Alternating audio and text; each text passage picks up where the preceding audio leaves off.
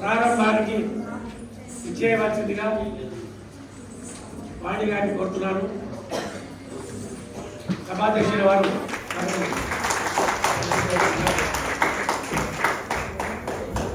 అందరికీ నమస్కారం. మీరు ఇప్పుడు గట్టిగా చప్పట్లు కొట్టప్పుడే మాకు అర్థమైపోయింది వాణి గారు ఎంత గొప్పగా శిక్షణ ఇచ్చారు అనేది ఈ నాట్యం చూసిన తర్వాత కూడా నాకు అనిపించింది. యాక్చువల్గా ఏమిటి అంటే చక్కని నాట్యానికి స్పందించని మనసు ఉండదు, ప్రతిస్పందన లేని మనిషి ఉండడం దానికి గొప్ప నిదర్శనమే ఈరోజు మేము నృత్యం చూసాం. నాకు చాలా ఆనందం కలిగించింది ఏమిటంటే కొంతమంది సగం సగమే కొడతారు చప్పట్లు. ఏ మొహమాట పడకుండా గట్టిగా కొడుతున్నందుకు మీకు ప్రత్యేకంగా ధన్యవాదాలు తెలియజేస్తాను. తర్వాత నేను వచ్చినప్పుడు చిన్నప్పుడు డ్యాన్స్ చేశాను. నాకు అనిపించింది సరే మనం అయిపోయింది, వయసు అయిపోయింది, ఇంకెందుకు ఇంకా డ్యాన్స్ చేయలేము, చూసి ఆనందించడమే అనుకున్నా. ఎప్పుడైతే మా శ్రీకాంత్ ఎంటర్ అయ్యాడు సీన్లోకి, కోలుకున్నట్టు మా శ్రీకాంత్ ఎంటర్ అయ్యేసరికి అనిపించింది వాణి గారి దగ్గర నేను కూడా నేర్చుకోవచ్చు డ్యాన్సు, ఏం పర్వాలేదు అనిపించింది. అంత గొప్పగా డ్యాన్స్ చేసినట్టు మా శ్రీకాంత్ నేను ప్రత్యేకంగా అభినందిస్తున్నా. ఈ చిన్నారులను కూడా నేను ఒక్కొక్కరిని కూడా నిజంగా మా శుభాకాంక్షలు కూడా తెలియజేస్తున్నాం. మా యువకళ వాహిని సాంస్కృతిక సంస్థ నెక్స్ట్ ఇయర్కి 50 సంవత్సరాలు పూర్తవుతుంది. మేము 1975 సంవత్సరంలో దీన్ని స్థాపించాం. దానికి నేను వైస్ ప్రెసిడెంట్గా అప్పటి నుంచి ఉంటూ వచ్చాను. ఎంతో చారిత్రాత్మక నాటకాలు వేయడంలో నిజంగా ప్రసిద్ధి చెందింది. ఇక సాంస్కృతిక కార్యక్రమాలు ఎన్నో చేస్తూనే ఉంటాం మేము. అయితే మేము 2021 ఏప్రిల్ 14వ తేదీన మా వైకే నాగేశ్వరరావు వికళవాణి స్థాపక అధ్యక్షుడు పరమపదించిన తర్వాత మరి వైస్ ప్రెసిడెంట్ బాధ్యతలు చేపట్టి మా అమిత్ గారు ఇక్కడే ఉన్నారు. అమిత్ గారు ఉపాధ్యక్షుడు, ఆయన కూడా మేము వీళ్ళంతా కార్యవర్గ సభ్యులందరూ కలిసి మేము కార్యక్రమాలు నిర్వహిస్తూ వస్తున్నాం. ఎన్నో కార్యక్రమాలు చేశాం. ఈ 3 సంవత్సరాల కాలంలో 86 కార్యక్రమాలు దిగ్విజయంగా చేశాం. వీటన్నిటికీ మించి అసలు యాక్చువల్గా 86 కార్యక్రమాలు అనగానే ఇప్పుడు పట్టారు చప్పట్లు మీరు. అంటే ఏమనుకోద్దు, చెప్పాడేంటి చెప్పి మరీ చప్పట్లు అంటున్నాడు. జనరల్గా ఆనందంతో కొట్టి చప్పట్లు అడిగి కొట్టించారు జనరల్గా. కాకపోతే ఇది కూడా సరే సహజంగా ఉంటుంది కాబట్టి చెప్పాను. నేను ఖచ్చితంగా ఈసారి నుంచి మా వాణి గారి నేతృత్వంలో మా యువకళ వాహిని సంస్థని ఎక్కడో పెట్టకుండా మళ్ళీ తీసుకెళ్ళి మీకు రవీంద్ర భారతిలోనే మీకు అవకాశాన్ని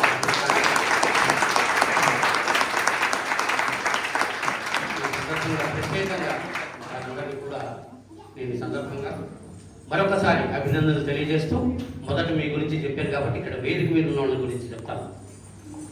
ఈ పాపర్తి సంధ్యారాణి గారు ఎట్లా ఉంటారనేది ఒకసారి ఒక మాట చెప్తాను మీకు. ఆవిడ చాలా కష్టం అండి ఆవిడతో మాట్లాడడం కూడా. ఏంటి ఇట్లా మాట్లాడుతున్నాడు అనుకోవచ్చు మీరు. ఆవిడ ఏదైనా పట్టుకుంది అనుకోండి, మనం తెల్లారుజామున ఎప్పుడు ఎంత అయింది టైం అనేది చూసుకోదండి ఆవిడ. 6 కానీ 7 కానీ అన్నయ్య ఈరోజు మనం ఇలా అనుకున్నాను, ఉన్నమ్మా 2 నెలలు టైం ఉంది, మీరు ఇప్పటి నుంచి బాధ్యత ఎలాగా, ఇంకా టైం ఉంది కదా అంటే, అన్నయ్య మీరు ఫంక్షన్ చేయడం వేరు, నేను ఫంక్షన్ చేయడం వేరు, అందుకని ప్రతిరోజు ఇదే సతంగా ఉంటుంది. చాలామందికి పోలే టైం ఉందే చూసుకున్నామంట. ఎందుకు కార్యక్రమాలు సక్సెస్ అవుతాయి అంటే ఆవిడ పట్టుదలే.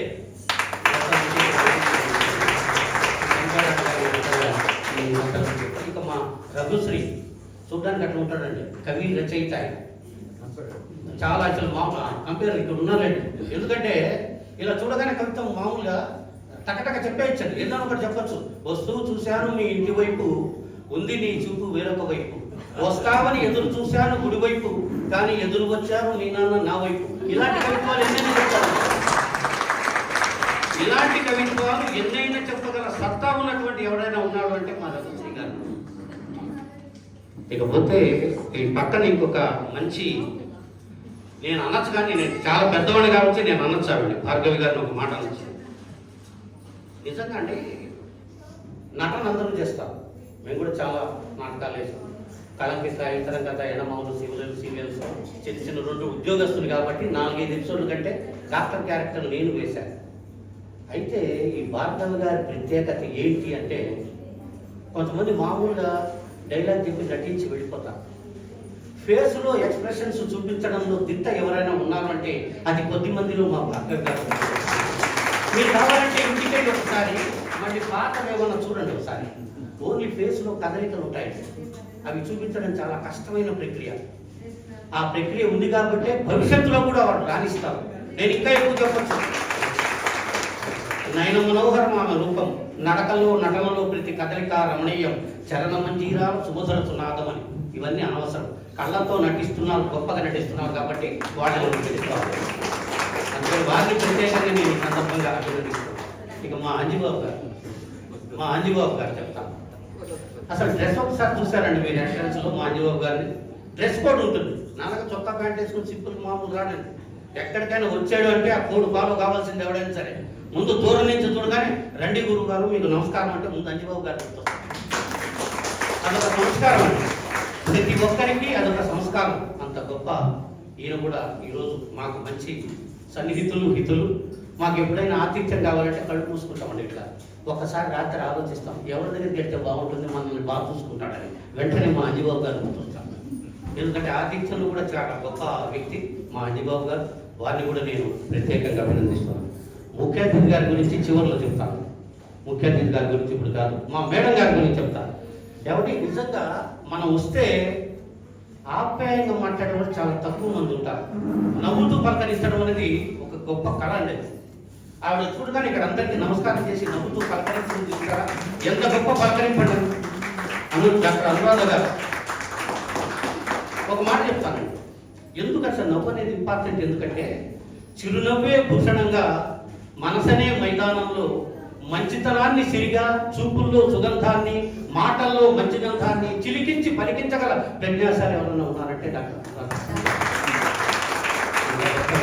వారిని కూడా ఈ సందర్భంగా ప్రత్యేకంగా అభినందిస్తూ, ఇక మా మూర్తి గారి గురించి చెప్పాలంటే ఆయన కవి, రచయిత. అయితే ఒకటి ఎందుకు ఇలా ఉంటే ఆయన జనరల్గా నాకు తెలిసి నేను విన్నది చెప్తానంటే, ఆర్టీసీ ఒక చిన్న క్లినికల్ ఉద్యోగంలో చేరి డిప్యూటీ సూపరింటెండెంట్ అంటారు యాక్చువల్గా. మా దాంట్లో నేను ఎడిషనల్ సెక్రటరీ చేశాను లా డిపార్ట్మెంట్లో. డిప్యూటీ సూపరింటెండెంట్ అంటారు అక్కడ. Yes correct.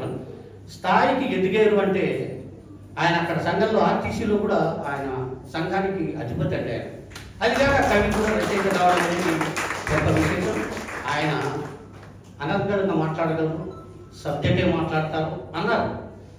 నందరాడు గారు పిలిచి ఏంటండి అమ్మ ఆయన సామాన్యుడు కాదండి, కొంతమంది ఉంటారు మాటలతోటి మనల్ని అసలు అబ్బా ఇంకా వినాలనిపించేటట్టు మాట్లాడేవాడు కొందరే ఉంటారు.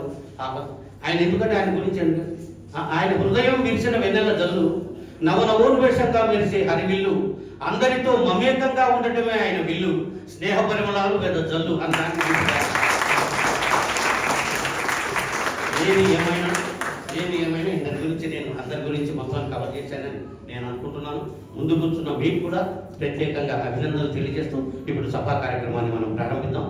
ముందుగా 4 మాటలు భారత వికాస్ పరిషత్ సౌజన్యంతో యువకళ వాహిని ఆకాంక్ష చారిటబుల్ ట్రస్ట్ అధినేతని ముందుగా పార్వతి సంచారణ గారు అసలు ఈ కార్యక్రమం ఎందుకు పెట్టారు, దీని ఉద్దేశం ఏంటి, భవిష్యత్తులో మనం ఏం చేయగలము, ఇప్పుడు జానపదాలు కళలు పెట్టారు, భవిష్యత్తులో ఏమైనా పెట్టదలుచుకున్నారా, ఈ విషయాలు చెప్తే సరిపోతుంది. చాలా చేసేది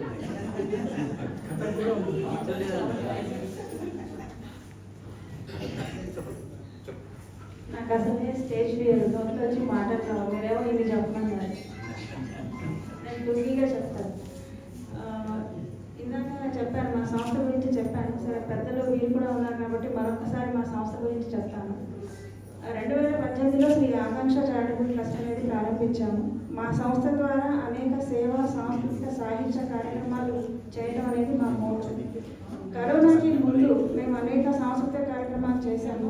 కరోనా సమయం నుంచి సేవా కార్యక్రమాల మీద ఎక్కువగా దృష్టి పెట్టాము. దాంతో పాటుగా ఇప్పుడు ఈ కల్చరల్ ప్రోగ్రామ్స్ కూడా చేస్తూ ఉన్నాము. ముఖ్యంగా మా ఉద్దేశం ఏంటంటే నెక్స్ట్ జనరేషన్స్కి మన సంస్కృతి సాంప్రదాయాలను అందించాలనేది నా ముఖ్య ఉద్దేశం.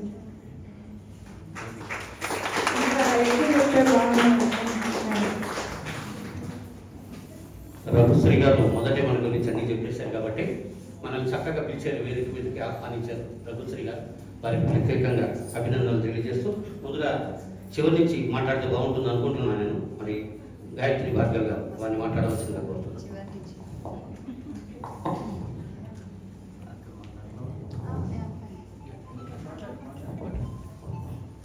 సభకి నమస్కారం. హలో, అందరూ బాగున్నారా? బాగున్నారు, చూస్తూనే ఉన్నాను. ఫస్ట్ వేదిక మీద ఉన్న పెద్దవాళ్ళందరికీ నా నమస్కారాలు. Thank you very much. ఇంత గొప్ప వేదిక ఇది, ఎందుకంటే ఎంతోమంది ఈ arts and fine arts and లలిత కళల్లో వాటిలో చాలా గొప్ప పేరు తెచ్చుకున్న వాళ్ళందరి మధ్యలో నాకు స్థానం దొరికినందుకు చాలా సంతోషపడుతున్నాను.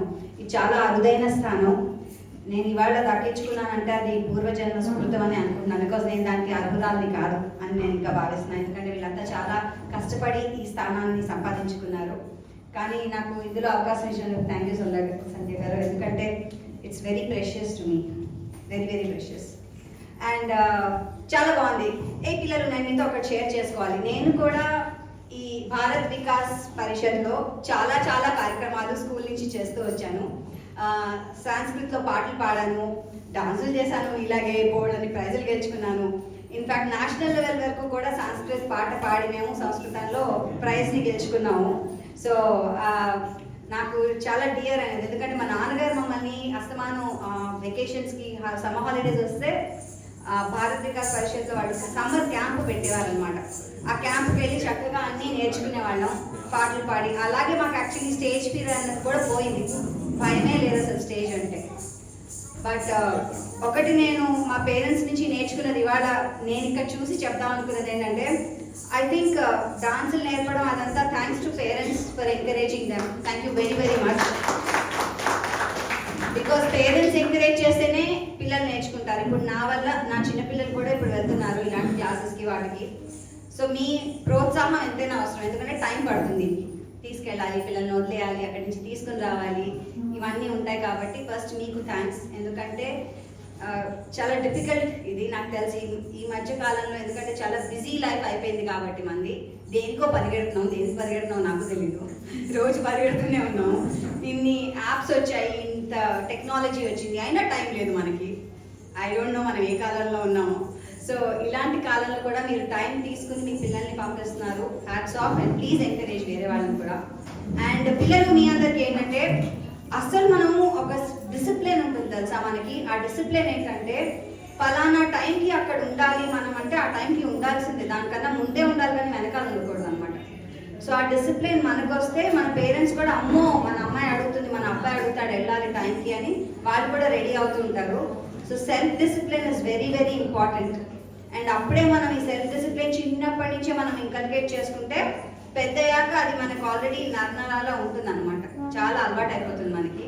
So self discipline is very important. And కళలు నేర్చుకోవాలంటే అది చాలా చాలా important. And lastly thanks again Sanjay గారు ఫర్ కాలింగ్ మీ హియర్.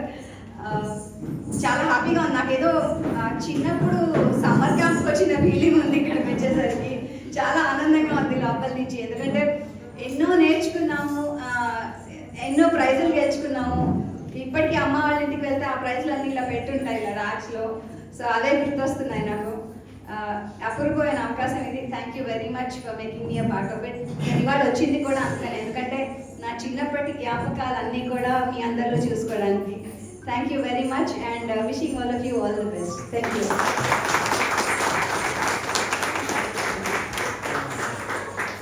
ధన్యవాదాలు మేడం గారు, చాలా చక్కటి మాట చెప్పారు. ఒకటి, తల్లిదండ్రులు ముందుగా పిల్లల కంటే ముందు తల్లిదండ్రులను అభినందించాలన్నది అది గొప్ప మాట. నిజంగా కూడా అది అక్షర సత్యం. అది కాకుండా ఇంకోటి ఏంటంటే, knowledge is endless but life is very limited. We must acquire as much knowledge as possible with in limited life అనేది మొత్తం ఇంపార్టెంట్. అందుకని మీరందరూ కూడా భవిష్యత్తులో బాగుండాలని భార్గవి గారు చెప్పిన మాటలు అద్భుతంగా మాట్లాడినందుకు వారికి ధన్యవాదాలు తెలియజేస్తూ, ఇప్పుడు నృత్య కళా తపస్వి డాక్టర్ అనురాధ గారిని మాట్లాడవలసిందిగా కోరుతున్నాను.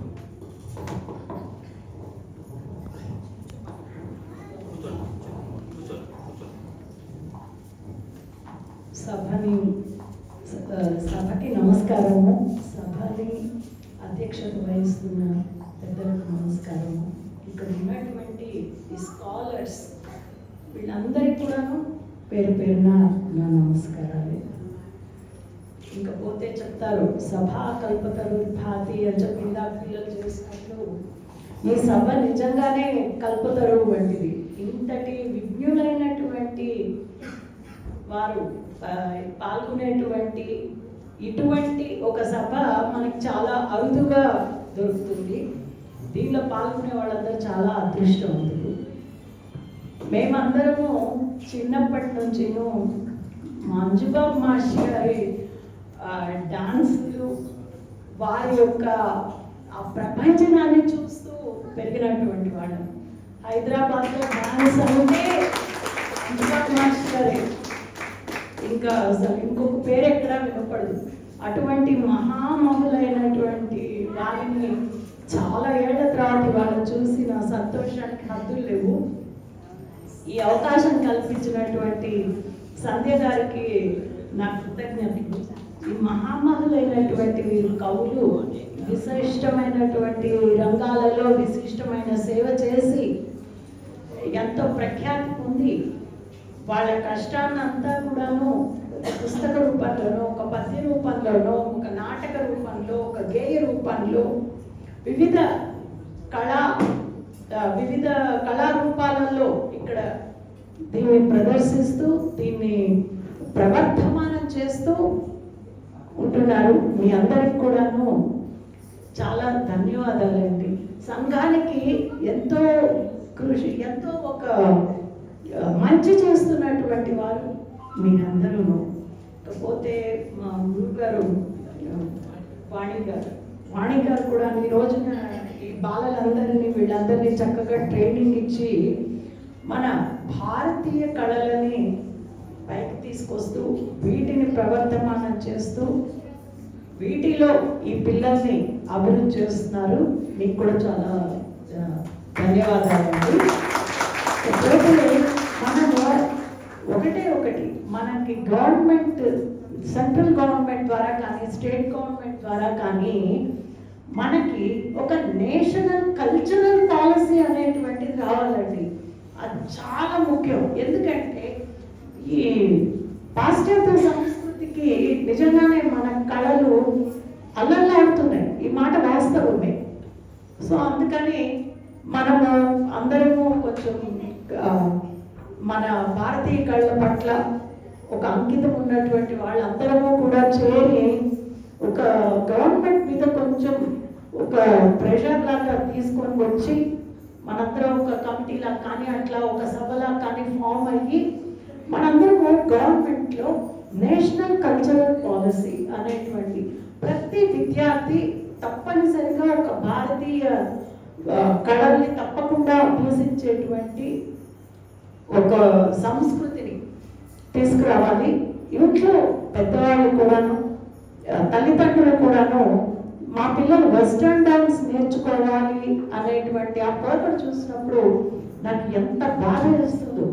మనదొక్కటి నేర్చుకోండి, ఆ తర్వాత మిగతావన్నీ నేర్చుకోండి, తప్పలేదు. కానీ మనది ఎందుకు వదిలేస్తున్నారు? మనది మనం వదిలేస్తే మనకెవరున్నారు? మన సంస్కృతిని ముందుకు తీసుకెళ్లేటువంటి వాళ్ళు, సాంస్కృతిక పరంగా అభ్యుదయంగా ఉండేటువంటి దేశానికే ప్రపంచంలో విలువ ఉంటుంది. భారతీయులంటే ముఖ్యంగా గౌరవం పాశ్చాత్యులందరికీ. కానీ ఎందుకంటే మన సంస్కృతి, మన కళలు, వీటిని మనం వ్యక్తపరుస్తున్నాం కాబట్టి వివిధ దేశాల్లో మనం ప్రదర్శించి మన పెద్దవాళ్ళందరూ దానికి ఎంతో ఒక గుర్తింపు తీసుకొని చేశారు కాబట్టే మనకి ప్రపంచంలో ఎంతో ఒక ఔన్నత్యం ఉంది. భారతదేశం అంటే మామూలు దేశం కాదు, సంస్కృతి పరంగా చాలా ఒక ఉన్నతమైన దేశము అనేటువంటి. అందుకని దయచేసి ఇక్కడున్న వాళ్ళే కాదండి, బయట స్కూల్స్లలో కానీ ఎక్కడైనా సరే తల్లిదండ్రులందరూ కూడాను తప్పకుండా మన భారతీయ కళల్ని కనీసం ఒక్కదాన్నైనా నేర్చుకుంటూ ఈ జాతిని మీరందరూ ఇంకా ముందుకు తీసుకువెళ్ళాలి అని కోరుతూ ధన్యవాదాలండి అవకాశం.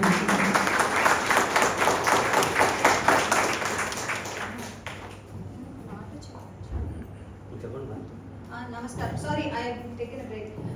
నేను యాక్చువల్లీ ఎడ్యుకేషనలిస్ట్ కూడానండి. అండ్ మీరు అంటుంటే జస్ట్ లాస్ట్ మంత్ అండి సెంట్రల్ గవర్నమెంట్ వాళ్ళకి, because I M educational department and నేను కల్చరల్ టూర్ చేశాను.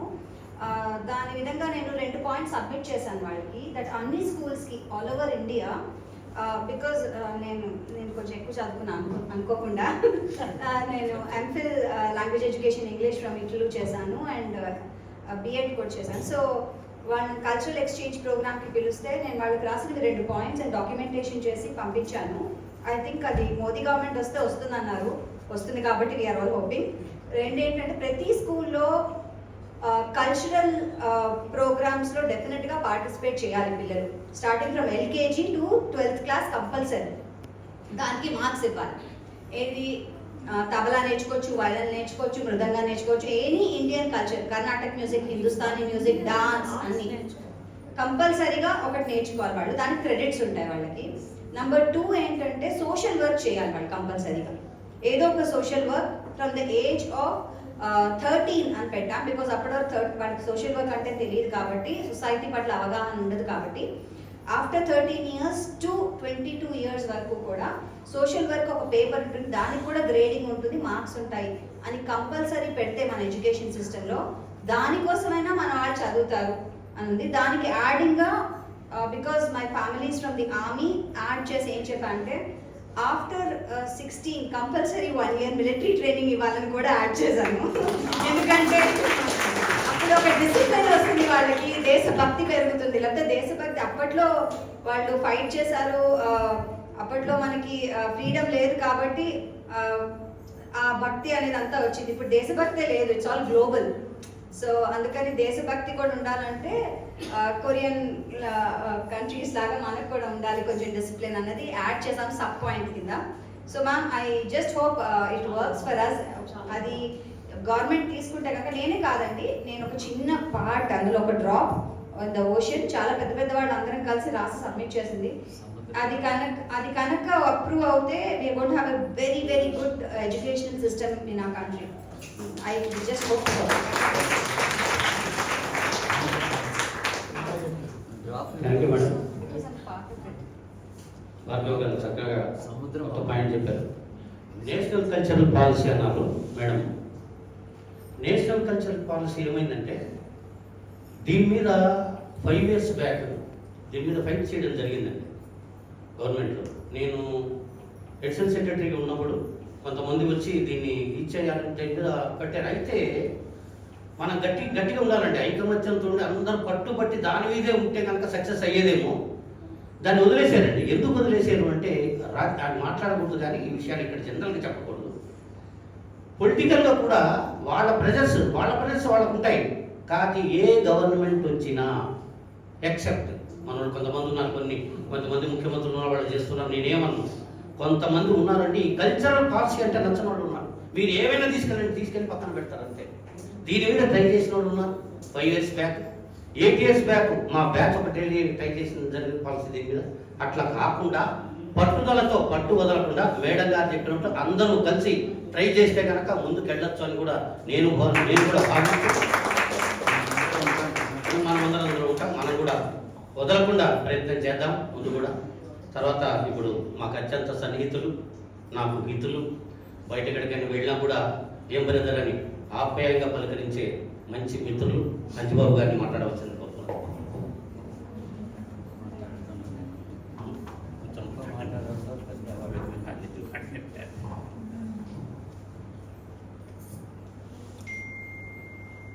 యోగలవాణి శ్రీ ఆకాంక్ష చారిటబుల్ ట్రస్ట్ ఆధ్వర్యంలో ఈనాడు ఈ జానపద నృత్య కళాకారుల కార్యక్రమానికి ఆహ్వానించిన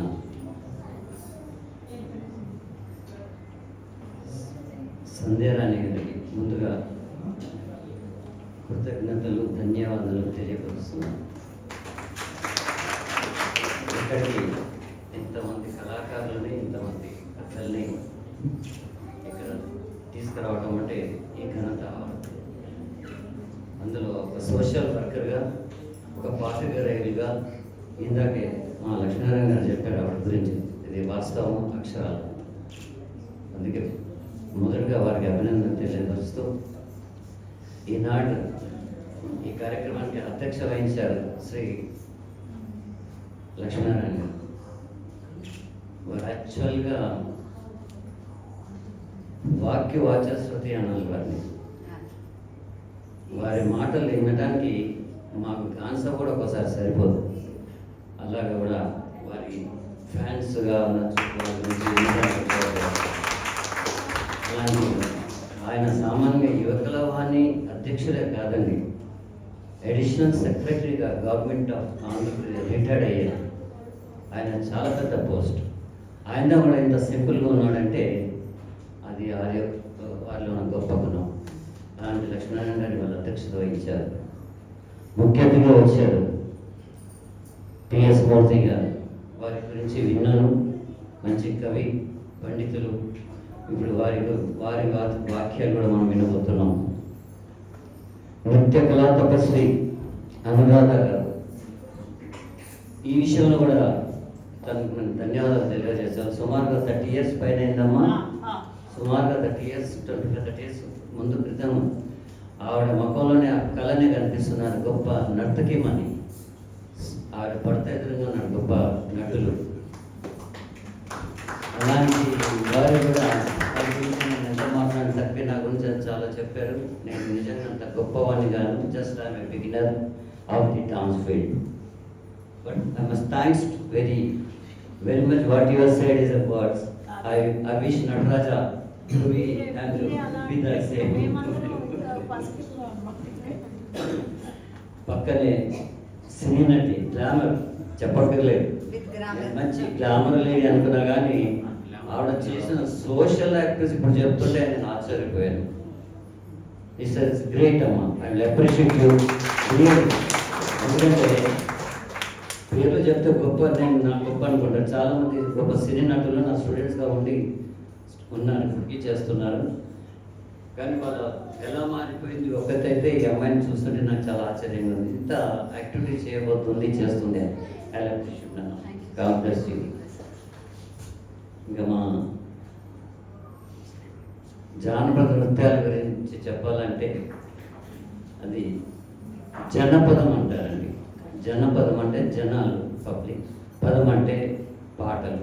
దాన్నే జానపదం కింద మారి ఈరోజు శాస్త్రీయంలో కథక్ నాట్యం కానీ, కూచిపూడి కానీ, భరతనాట్యం ఎలా ఉన్నదో అలాగే జానపదాల్లో కూడా గొప్ప గొప్ప అన్నీ ఇప్పుడు చేసిన నాట్యాలని మనం చూసాం. కానీ అమ్మ నీకు ఒకటే విషయం చెప్పాలి. నేను జానపద నృత్యాలంటే ఫోక్ డాన్స్, దంచుడు, కొట్టుడు, తీన్మారు ఇవన్నీ ఉంటాయి. కానీ మీ అమ్మాయి, ప్రతి అమ్మాయి కూడా ఎక్స్ప్రెషన్తో చేసింది. అండ్ చాలా ప్రజెంట్ చేసింది. సో ఆశీర్వాదం ఇస్తాను మా పెద్దవాళ్ళని కాబట్టి ఇంకా గొప్ప నాట్యకార్యం కావాలి. ఇంకా పిల్లల్ని చక్కగా తీర్చిదిద్దారని ఆశిస్తూ నాకు ఈ అవకాశం కలిగించినందుకు మరొక్కసారి సంధ్యారా గారికి ఆశీస్సులు అందజేస్తూ సెలవు తీసుకుంటున్నాను. ముఖ్యంగా ఈనాడు ఇంకో వ్యక్తి వచ్చాడు ఇక్కడికి, హమీద్ గారు అని. ఆయన చాలా గొప్ప వ్యక్తి, చాలా సింపుల్గా ఉంటాడు, ఇంకా కూర్చుని ఉన్నాడు. ఆయన మా మూవీ ఫిలిమ్స్కి మేము సీనియర్ మెంబరు. వారి చేతిలో ఎంతమంది సినిమా వాళ్ళు ఉంటారో మాకు తెలుసును, కానీ కనపడడం చాలా సింపుల్గా ఉంటాడు. వారికి కూడా వచ్చినందుకు ధన్యవాదాలు తెలియవలసి.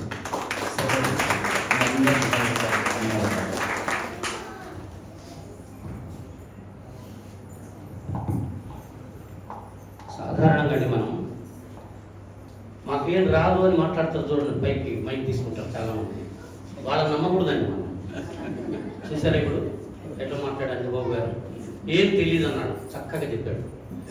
చెప్పాడు మధ్యలో ఒక మాట అన్నాడు, మా హమీద్ గారి గురించి చెప్పాడు.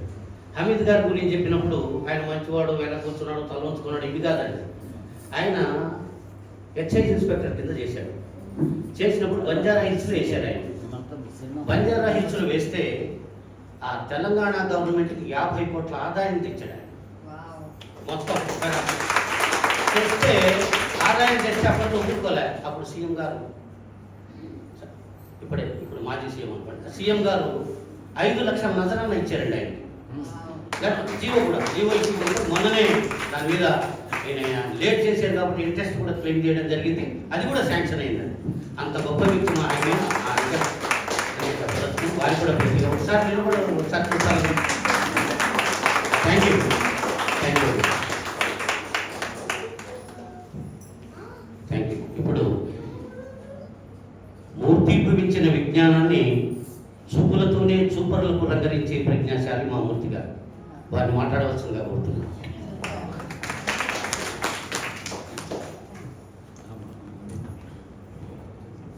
సభకు నమస్కారం. వేదిక మీద ఉన్న పెద్దలందరికీ కూడా నా యొక్క నమస్కారం. పెద్దవాళ్ళతో మాట్లాడచ్చు కానీ పిల్లలతో మాట్లాడడం చాలా అసాధ్యమైన విషయం. మామూలుగా నేను స్నేహితుల గురించి ఒకటి చెప్తూ ఉంటాను. సాయం కోరి వచ్చిన మిత్రులకు తీరిక లేదని చెప్పుట బహు చక్కగా ఉంది. తీరిక లేదని చెప్పుట బహు చక్కగా నుండు. మరి ఆ మిత్రుడిని సాయం కోరిన నాడు అతండని చెప్పిన నీ గుండెల గుచ్చినట్లు.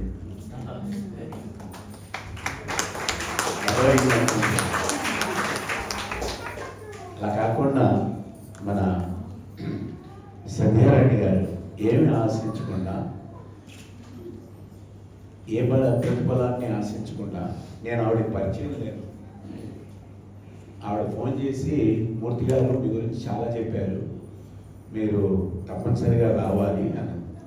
సర్ అంది. సర్ అన్నదమ్మా అన్నాడు. ఎస్ అంటే స్లేవ్, ఐ అంటే నేను, ఆర్ అంటే రిమైండ్. నీ బాధ్యత ద్వారా అని దాని అర్థం.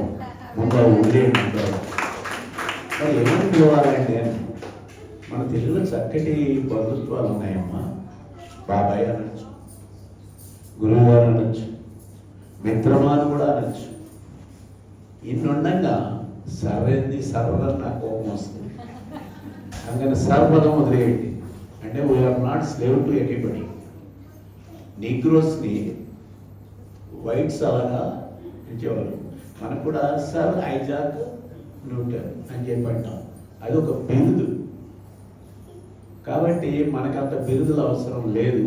ఆప్యాయతలు ఉన్నాయి తెలుగులో. బాబాయ్, అన్న, బావ, అక్క, ఇలాంటి వరుసలు ఉన్నాయి చక్కగా. తెలుగుని రక్షించండి అని చెప్పి కొంతమంది మాట్లాడుతూ ఉంటారు, అని ఇంగ్లీష్లో చెప్తూ ఉంటారు. నేనేం చెప్తున్నానంటే తెలుగు అమ్మ భాష, ఇంగ్లీష్ అత్త భాష. అంటే మనం అత్తగారింటికి వెళ్ళినప్పుడు మన భాష మారాలి కదా. ఇప్పుడు మన అత్తగారి దగ్గర ఉన్నామా, పుట్టింట్లో ఉన్నామా? చక్కటి మన తెలుగు రాష్ట్రంలో ఉన్నాం. తెలుగులో మాట్లాడుకోవచ్చు కదా. మాట్లాడుకోవడానికి నీకేం తెలుగు వచ్చిందని ఇంగ్లీష్లో మాట్లాడుతూ ఉంటాను. నా దగ్గర ఎంఏ ఇంగ్లీష్ చేసిన ఆవిడ, నేను కొత్త తెలుగు మీడియం ఉన్నా, బీకామ్ కూడా తెలుగే, జమ ఖర్చు డెబిట్ క్రెడిట్లు నాకు తెలియదు. అయితే ఆవిడ వచ్చి నేను ఇంగ్లీష్ నేర్పుతాను. ఏంటమ్మా నువ్వండి? నేను ఎంఏ ఇంగ్లీష్ అండి. వాట్ ఆర్ ద ఓవెల్స్ అన్నా.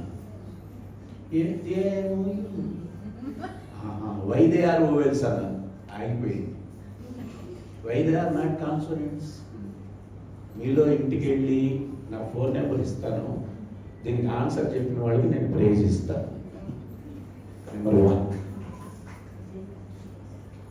జంతువుకి మనిషికి తేడా ఏంటి అని అడిగాను చాలామంది, పెద్దవాళ్ళు కూడా అడిగితే ఏమంటారంటే వాడికి భాష లేదంటాడు. నీకు ఆ భాష తెలియక భాష లేదు అనుకుంటున్నావు. బా అంటే తెలుసు దానికి, నీకు తెలియదు దానికి భాష అంటే దానికి ఆలోచన లేదు. రే నాయన నీకన్నా ఎక్కువ ఆలోచన ఉందిరా. మరి ఏమిటి అది కూడా మీరు ఇంటికి వెళ్ళాక మనిషికి జంతువుకి తేడా తెలుసుకోండి అని. జ్ఞానేంద్రియాలు ఎలా పనిచేస్తాయి కూడా మనకు తెలియకుండానే అంటారు. సర్వేంద్రియానం అనండి నయం ప్రధానం. తప్ప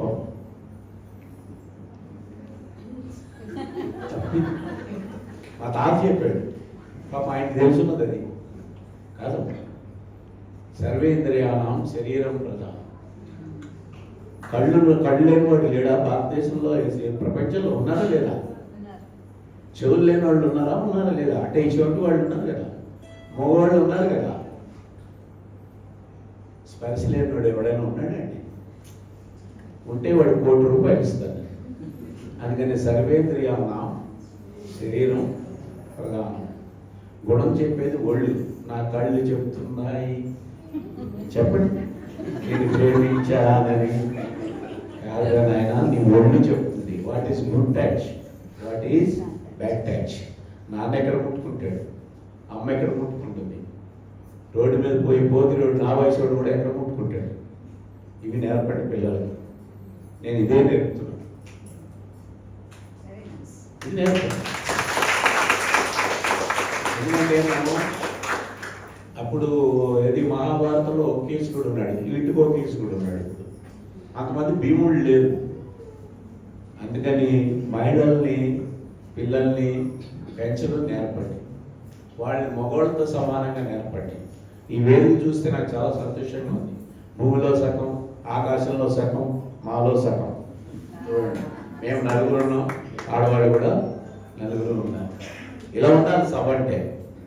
అర్థమైంది? ఇక్కడ చూడండి చక్కగా ఉంది.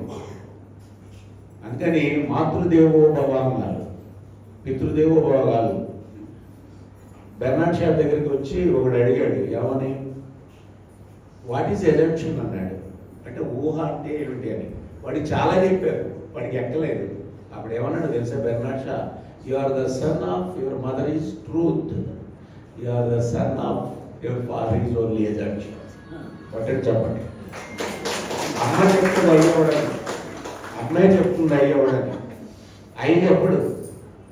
అయ్యకి 3 నెలలు వస్తేనే కానీ అయ్య గుర్తుపట్టరు. ఎవరు? పిల్లోడు. అందుకనే సెకండ్ గురువు ఎవరు? పితృదేవో భవ. తర్వాత వీళ్ళు కొంతకాలమే ఉంటారు. 5 ఏళ్ళు వచ్చినాయి అనుకోండి, 8 గంటలు ఆచార్య దేవోభవాలు ఉంటారు, వీళ్ళతో ఉంటారు. ఇప్పుడున్న ఆచార్యులను చూస్తే కమ్మా మిమ్మల్ని కాదు నేను అంటే మళ్ళీ మీరంతా భుజాలు గడుపుతున్నాయి. అర్థమైందా?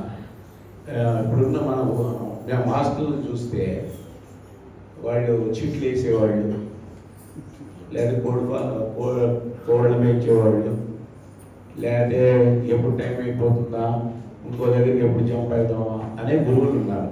అందుకని ఎందుకని వాళ్ళ మీద ప్రేమ ఉంటుంది గురువుల మీద అంటే అందరూ ఇలా ఉన్నారని కాదు, ఈ కాలంలో అలాగే ఉన్నారు. ఇక మన ఆచార్య దేవోభవ తర్వాత ఎవరు చెప్పండి, లాస్ట్ ఎవరు? కాదండి, అతిథేవుళ్ళు ఎవరు రావట్లేదు మా ఇంటికి. మీ ఇంట్లో ఎవరైనా వస్తే నాకు చెప్పండి.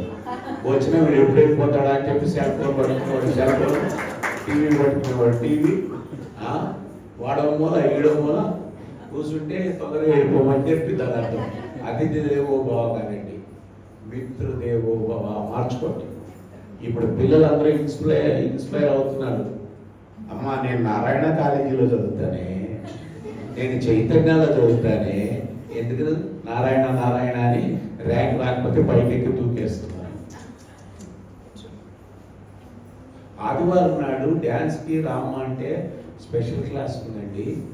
ఏమమ్మా ఎందుకు రావాలంటే ఆ క్లాస్ అటెండ్ కాకపోతే కనుక ఆమెను తీసుకెళ్ళి డీమెరిట్ క్లాస్లో పెడతారట. Merit class, demerit class. తల్లిదండ్రులు కూడా నారాయణ చైతన్య కాదమ్మా, మున్సిపల్ స్కూల్లో చేర్పించండి, గవర్నమెంట్ స్కూల్లో చేర్పించండి. మేమంతా గవర్నమెంట్లోనే, బహుశా ఇక్కడ ఉన్నవాళ్ళంతా కూడా గవర్నమెంట్ అనే చెప్తున్నాను. ఐఏఎస్లో ఐపీఎస్లో ఇంటర్వ్యూ చేయండి, వాళ్ళందరూ కూడా గవర్నమెంట్ దాంట్లోనే. ఎందుకమ్మా తెలుగు బతకాలి, మమ్మీ అను, డాడీ అను, ఇంగ్లీష్లో మాట్లాడుతున్నారు కదా, అర్థమైందా? పాపం వాళ్ళు డ్యాన్స్ చేస్తున్నారు కానీ ఆ ముద్రలకు అర్థాలు తెలియదు, ఆ ముద్రలు ఎందుకు పెట్టాలో తెలియదు.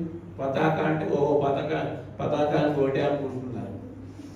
అర్ధ పతాక వరుసగా బట్టి పెట్టేస్తారు. అట్లా బట్టీలు నేర్పండి. గుప్పిడి తెరిచడం, గుప్పిడి మూయడం, మళ్ళా గుప్పిడి తీయడం, ముష్టి దగ్గర మూసేస్తాం. ఏమో కరెక్టా కాదా? ఇలా నేర్పండి. This is the technology. టెక్నికల్గా నేర్పండి, యాంత్రికంగా నేర్పండి. పతాక, అర్ధ పతాక, త్రిపతాక ఏంటి అలా నేర్పకండి. అంటే మీరు నేర్పుతున్నారంటే నేను మామూలుగా చెప్తున్నా. నేను మిమ్మల్ని అంటలేదు. తిస్రా 3, చతురస్ర 4, ఖండ మరి షష్ఠి ఎందుకు లేదు? చెప్పండి గురువులు. మళ్ళీ ఏముంది? మిశ్రా ఉంది, తర్వాత ఏముంది? సంకీర్ణ ఉంది. అష్ట ఎందుకు లేదు? నేను అడిగాను గురువుల్ని ఎందుకు లేదు అని. అయ్యా గురువు గారు అడిగాను నేను. వినండి మరి. అంటే నువ్వేం చదివావు అంటే నేను తర్వాత చెప్తాను. నేను జీవితాన్ని చదివాను. లాజిక్ నేర్పండి పిల్లలకి. తిస్రా అంటే 3, 3ని 2 సార్లు కొడితే ఏమైంది? 6. ఇంకా షష్ఠి. చతురస్ర అంటే 4, 4 2 సార్లు కొడితే ఉన్నారు కదా ఏమంటే అందుకని లేవండి. ఇవి చెప్పరు.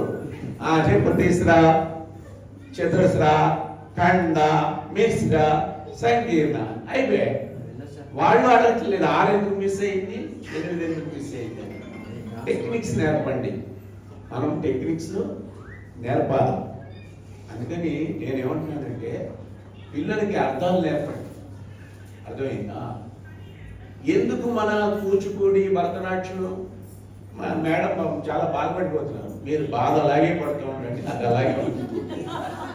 నేను మీకు ఒకటే అంటే మిమ్మల్ని ఏమంటలేదు. మళ్ళీ నేను మాట్లాడేవాడిని మామూలుగా మాట్లాడుతున్నాను. మళ్ళీ ఈయన పక్కన కూర్చోబెట్టి ముళ్ళు కూర్చుతున్నాడు నేను అనుకోకండి. అర్థమైందా? నేనేది ఏంటంటే వెస్ట్రన్ ఆకర్షిస్తుందమ్మా. జూంబా వచ్చింది కదా, గుంటూరు కాలంలో ఏముంది మరి అవన్నీ ఉన్నప్పుడు అదిగో అల్లదిగో బ్రహ్మ కడిగిన పాదము. ఈ డయాస్ మీద కాదు అవి మీరు చేయాల్సింది. ఒత్తిడి బొమ్మ పూర్ణమ్మ అని గురజాడ కన్యాశుల్కానికి వ్యతిరేకంగా చేశాడు. కట్నానికి ఎందుకు చేయడమ్మా గురువులు మీరు? దున్నపోతుల్లాగా, ఎద్దుల్లాగా కులాన్ని బట్టి ఖరీదులు కట్టే కట్నాలకి ఎందుకు వెళ్తున్నారు? ఇది స్త్రీకి శాపం కాదా? దీని మీద ఇది సమాజానికి సంబంధించిన విషయాలు నేర్పండి వాళ్ళకి. మీరు ఇక్కడ చేయండి. అర్ధనారీశ్వర అని చెప్పి మేము మన అశోక్ తేజ వద్ద రాయించాము. అర్ధనారీశ్వరుడు అంటే శివుడు, పార్వతి కాదు. యువతల చదువుకున్న అమ్మాయి ఉంటుంది, డబ్బున్న అమ్మాయి ఉంటుంది. యువతల కష్టపడే అమ్మాయి ఉంటుంది. నేను ఇలా ఉన్నానని చెప్తుంది, నేను ఇలా ఎత్తుకున్నానని చెప్తుంది, ఆలోచించమని చెప్తుంది. అప్పుడు వస్తుందండి దేశభక్తి. అప్పుడు దేశభక్తులు. గుడికి వెళ్ళినప్పుడు బ్రహ్మ కడిగిన పాదం పడాల్సిందే మనం. కానీ ఇటువంటి డయాస్ మీద ఇప్పుడు జానపదాలు చేస్తుంటే అందరూ కళ్ళప్పటికి చూశారు.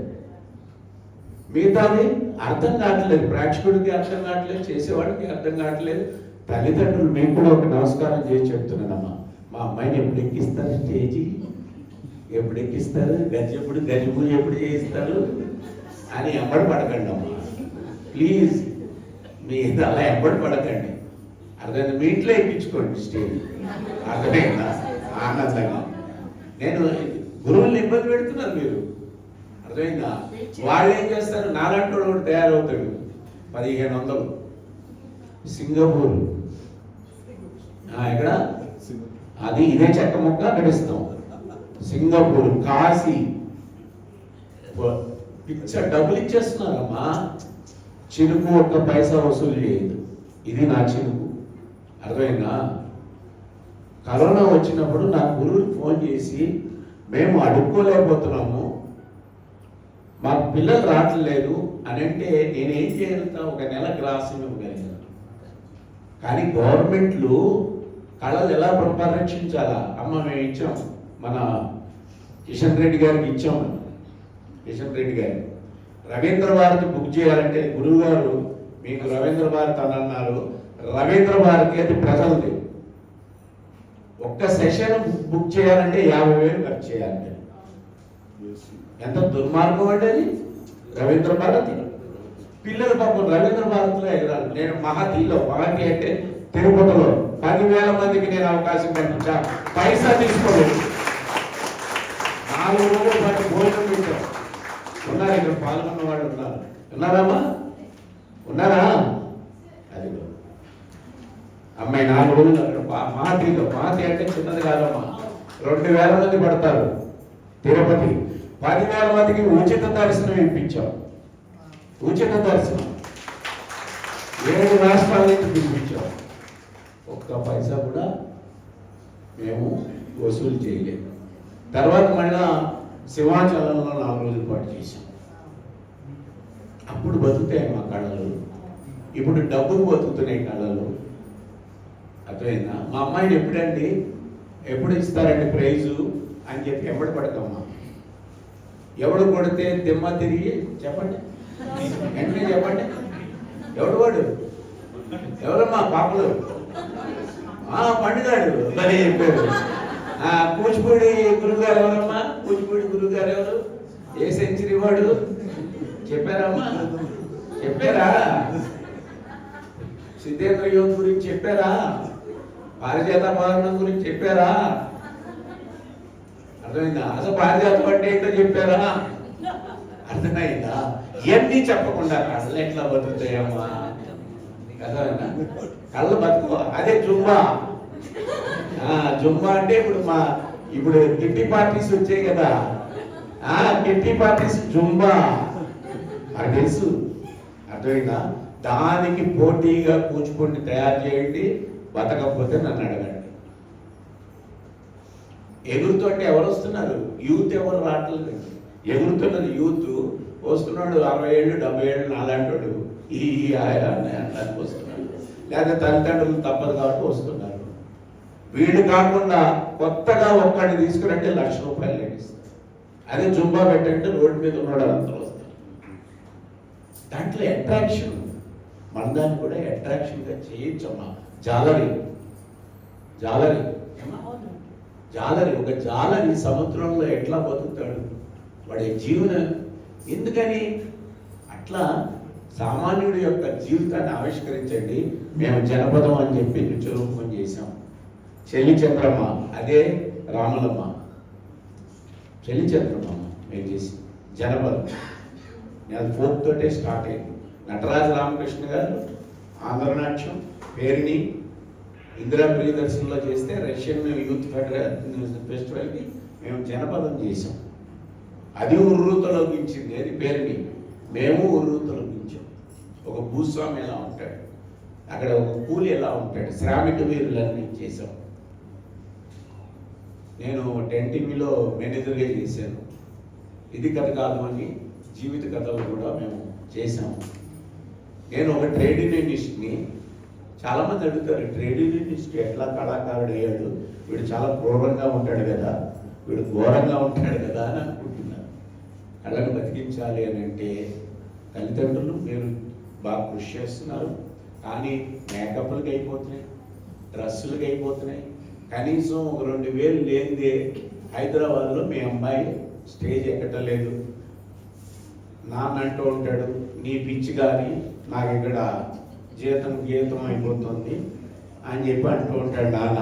అమ్మకమ్మ నేను చేయలేని పని మా అమ్మాయి చేస్తుంది, ఆవిడనే ఎగరని ఉండే ఆవిడ అంటుంది. మేముంటాము 1,500 ఇవ్వండి చెక్కముక్కిస్తాము అని గురువులకి చెప్తాము. అమ్మ 1,500, 500 నీకు, 1000 నాకు అర్థమైందా? ఏమ్మా ఇలాగే ఉన్నాయి కదా, నేను ఇలాగే మాట్లాడతాను. అర్థమైందా? ఇట్లా చేయకండి. గురువుల ఐక్యమత్యంగా ఉండండి. నేను చెప్పాను కుకట్పల్లిలో ఉన్న వాళ్ళు రమ్మని. గురువు గారు వచ్చారు, శ్రీదేవి అమ్మా సరే శ్రీదేవి గారు వచ్చారు. వారికి సభా అలాగే సుధా అని వాళ్ళ అమ్మాయి